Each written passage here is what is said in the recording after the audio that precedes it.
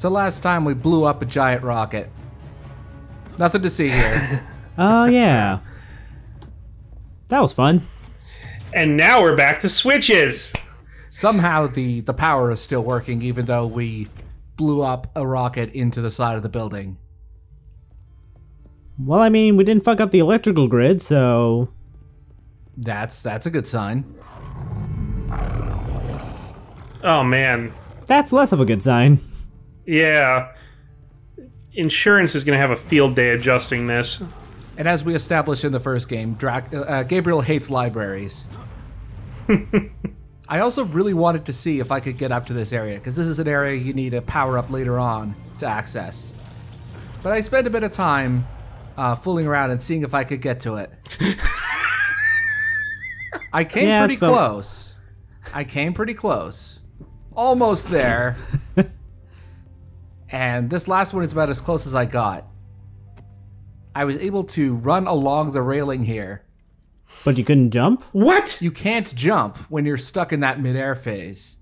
Huh. Because the game treats you as, you know, in your running state, but it also does a negative ground check at the same time. I see. And then the net result is it just lets you coyote like that. Yep.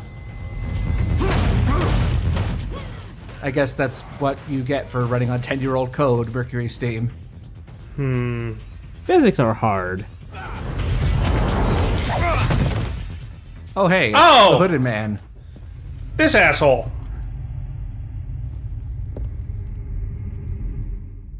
Now, there's going to be a reference.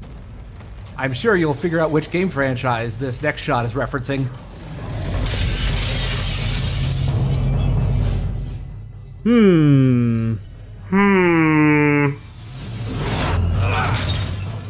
I got it. It's Watch Dogs. Yes, absolutely Watch Dogs. What? What? What? That doesn't... That move may look familiar. We'll deal with him later. This, by the way, is Abaddon, continuing the Lords of Shadow series tradition of taking bosses from the DS Castlevanias and then just giving their names to generic monsters. The same thing happened to Ulrox and Bronner in Lords of Shadow 1. Yeah, I was gonna say, this doesn't look a whole lot like Abaddon in, from Dawn of Sorrow. Oh, it's Abaddon, sorry. I kept calling him Abaddon.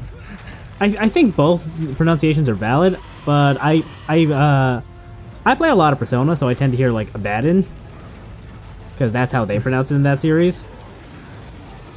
Also, this guy it's a fun fight, but he's really easy. To the point where I actually had to fight him twice in order to show off all of his attacks. He does have one really cheap move, though. If you stand right next to him during this little cutscene, he immediately starts his wind-up on his unblockable attack, and you cannot dodge out of it. Ooh. So powerful, it robbed our commentary video of its resolution. Oh shit, did I do that again? Oh well. It's okay. The final render will look much better. Okay, so this is from my second take. This was the attack I kept trying to bait out of him the first time. Couldn't get him to do it. Sometimes, because you need Chaos Bombs in order to destroy his weak spots, he'll summon enemies if you're low on magic. That seems fair. Ah. And he also has this side swipe attack, as well as this, which you can parry. And also on my alternate attack, I decided this guy was such a baby easy boss fight, I thought maybe I could chip damage him with just the Shadow Dagger. Just for the hell of it. And I did. So this is the midpoint pity boss to make you feel like you're tough shit before they really start throwing stuff at you. Yeah. There's a much better boss fight coming up later on. One at full resolution, I hope.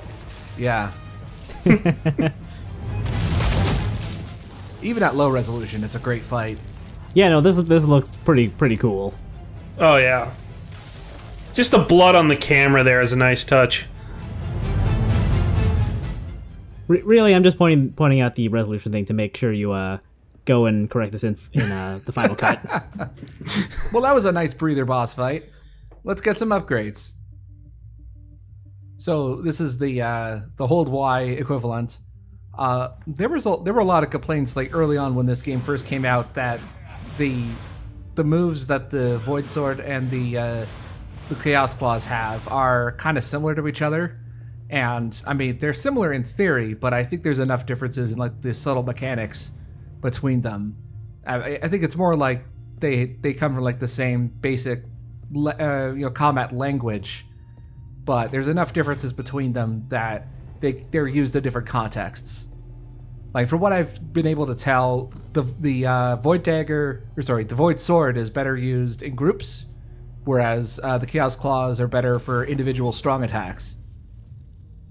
So there was enough difference between the two to make them actually, distinct.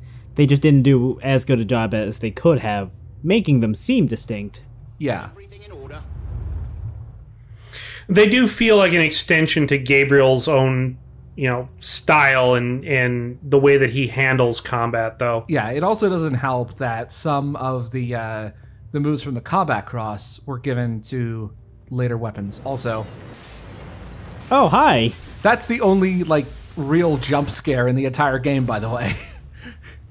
It certainly scared the crap out of me the first time I played this. Do they still spawn if you don't try to go that way? Well, there is a pretty wide spawn trigger for them. I mean, if you walk around really far to the left, maybe you could avoid them.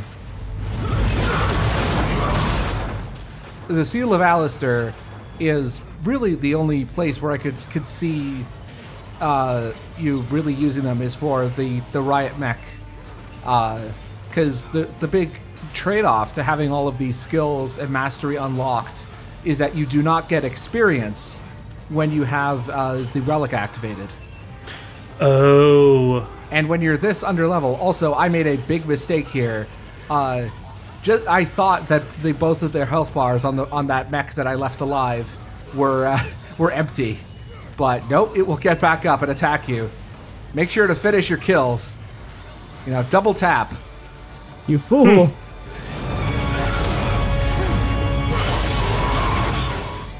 Yeah, really only the big enemies like the riot mechs are the ones where I think that at this point in the game where you don't have all the moves unlocked is where I think it would be worth using the Seal of Alistair.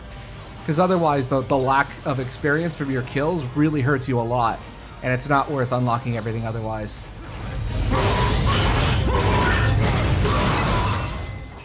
They are kind of a fun set piece enemy though, just to wail on them. Yeah, they're also a lot of fun when you are deliberately overpowered like this using the relic. Whereas right. if when you're at your normal level in this game, or where you are at this point in the game, they're not very fun. Yeah, that seemed kind of miserable before you used it. Yeah, it was not fun at all. I will be going out of my way, even if it means grinding stuff off screen, to bring max mastery on all 3 weapons and unlocking every move. Yeah, I may have to do that off screen. Would not surprise me if there's not enough experience to go around. Although I did discover, while I was recording other stuff, that Brotherhood clerics of all enemies are great for farming XP. Those are the summoner guys, right? Yes, because if you leave them alive, they will not stop spawning enemies, ever. There's no limit. You'd think they would have capped that at the experience gain off that, but hey, whatever works. Yeah, you think they would, but nope. Who's gonna sit here and grind these guys? Oh. You wouldn't know it, but that police box over there, that's the TARDIS. I thought that was supposed to be blue. Well, alternate universe, it's red. Ah. The Doctor has fucked with time so much that he's actually changed the color of the police box of the TARDIS.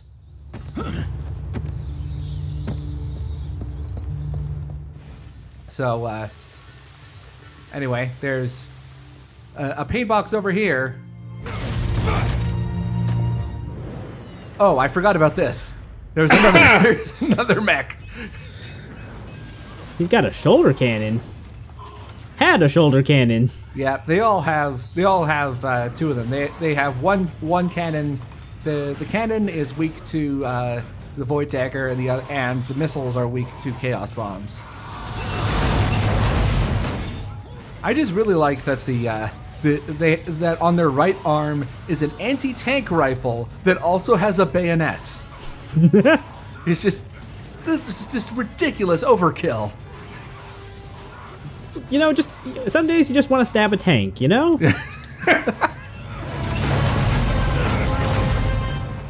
I can only assume that it's like some sort of katana bayonet. Folded 3,000 times with glorious Nippon steel. I think you just made Otacon super excited. Oh dear, someone get that man at least 10 towels. He's gonna need them.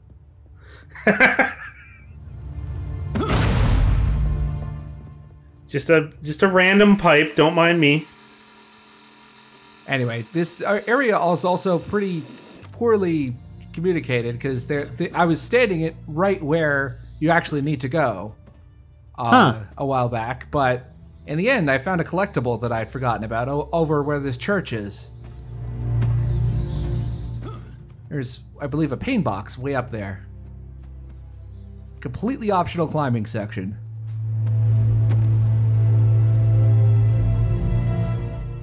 They may be completely optional, but I do love the climbing sections just because you really get to see the architecture in this up close. Yeah, I mean, the climbing in both Lords of Shadow 1 and 2 were very automated, but I think the climbing in 2, it feels better because the automation feels more rewarding, whereas it was very stiff and unsatisfactory in the first game. Ouch. Ooh. Yeah, you can use mist. Oh, right. Those are supposed to be anti-Dracula mines. Yeah, anti-Dracula mines specifically. They didn't factor in that he would have mist, though. They must not have been talking with Carmilla.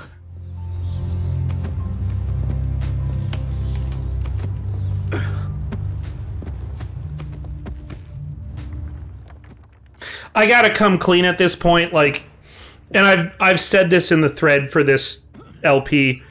I'm gonna sound like I'm gushing a lot about the design of these games. It really deserves a lot of praise for what they did with the architecture design and the environments and the atmosphere of it. I don't know offhand who replaced Jose Luis Vallejo as art director on Lords of Shadow 2, but whoever did that, they did a pretty good job. Oh, yeah. Anyway, so at the bottom of this other church, that's where the hooded man went. And I have a feeling that we're going to find out a little more about this hooded man. And also, I know that I said before that the Toymaker was my favorite boss fight. I'm sorry, I lied. This, coming up, is my favorite boss fight in the entire game. But how can we trust you about this? I'm being serious now. This is my favorite fight.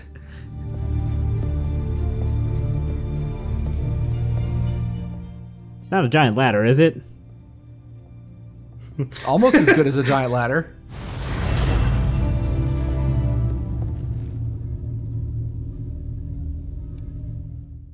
We've wandered into Max Payne all of a sudden. I think someone's been using a little too much Valkyr. The flesh of fallen angels! Oh, hey. Someone actually found the body of Jesus Christ and brought it to his church. That was very nice of him. Alright, seriously, get excited, because this is the best boss fight. Yes! Did a mattress just phase out of existence? I think so. I'm not going to argue with you there and just assume it's correct. Something I have not felt for. This has to be the descendant of the dude that you killed in the beginning. Its force is affecting my abilities. I did not expect this. An arbitrary boss fight restriction. I have not felt this since Lords of Shadow 1.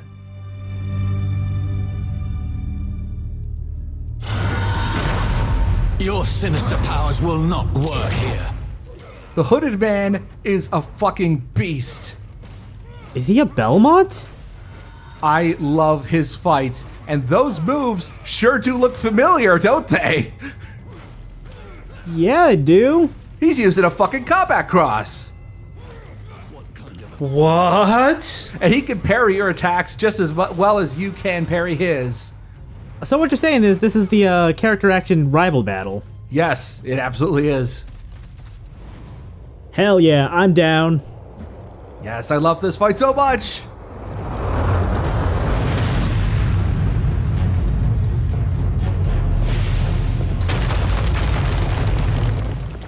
And now it's turning it's about to turning into the Kiryu Majima fight from Yakuza 1. I was about to say I was gonna be really disappointed that this didn't the floor didn't shatter. I will not fail in my mission. Well, the magic restriction is off. Oh, he's got the Dark Gauntlet. And we got a parry battle, yes! Oh, I fucking love this fight so much! Oh my god! I defeat you.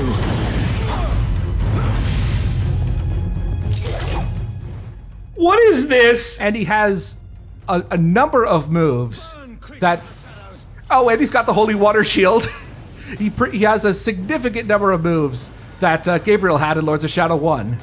Tweaked slightly so that they work better as boss attacks. Failed. Okay, I hope I have enough time to talk about this. The Hooded Man's voice actor is Anthony Howell. He also played Dr. Jonathan Reed in Vampire, another vampire game I like. Burn, creature of the shadows. Also, for some reason, he decided to use the dagger charge move. He should know better than that. That move was useless. I'm sure he figured out ways to make it work. He completely missed both times he used it. Others failed. I will prevail. Yeah, that's right. Stick with the combat cross. Stick with what you know.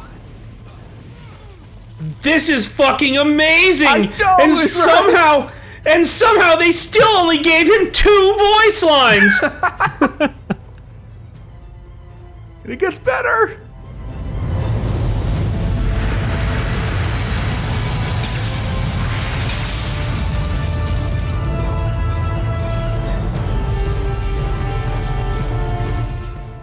And he also stole Cornell's power from Lords of Shadow 1.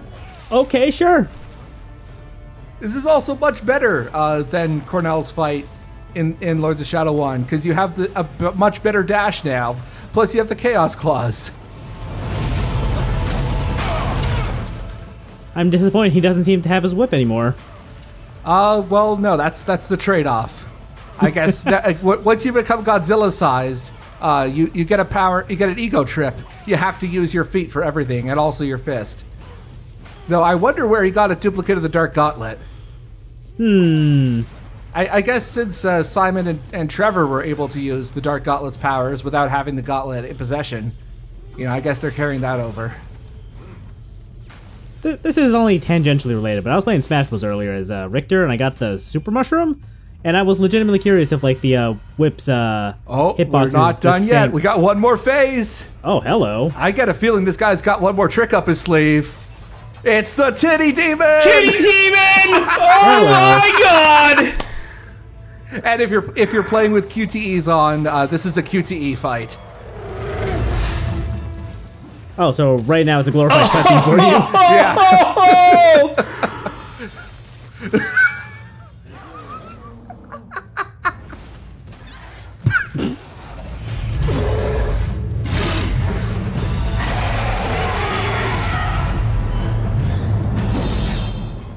Okay, Dracula, you're just showing off at this point. There's no need to play Star Wars, kid.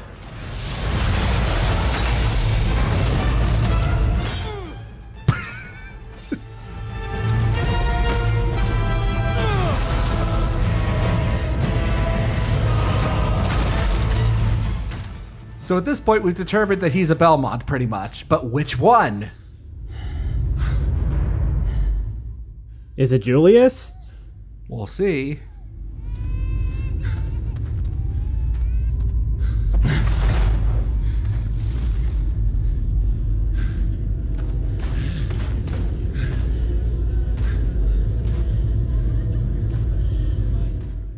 And we've wandered into Zion from the Matrix, apparently.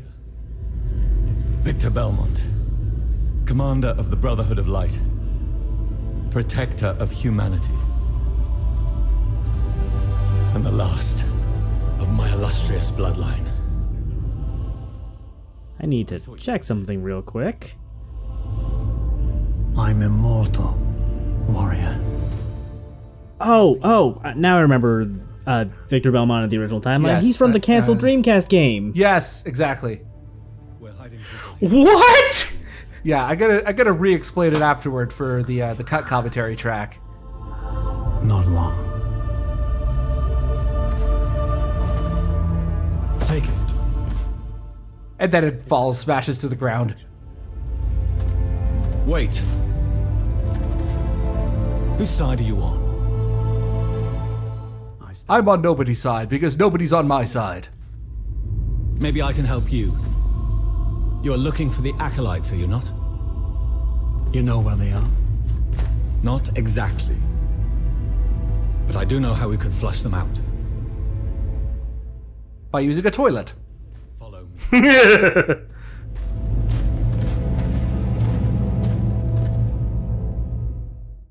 So, Oh my god! So for those of you who don't know your history of Castlevania, this new Belmont is named and slightly influenced by Victor Belmont, the protagonist or the deuteragonist of the canceled Dreamcast title Castlevania Resurrection. If I remember right, he was kind of a washout who ran from his family destiny and just kind of became a broke gambler.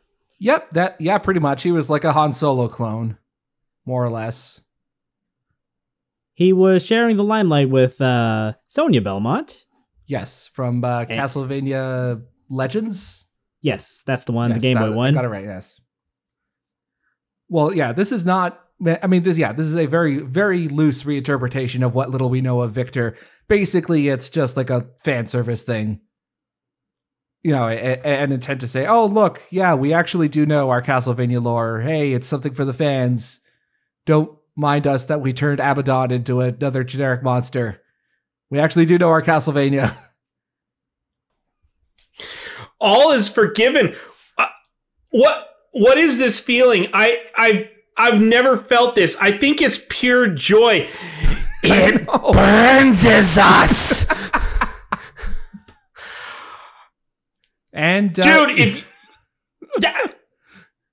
that was just done right. That is the best boss fight in the game.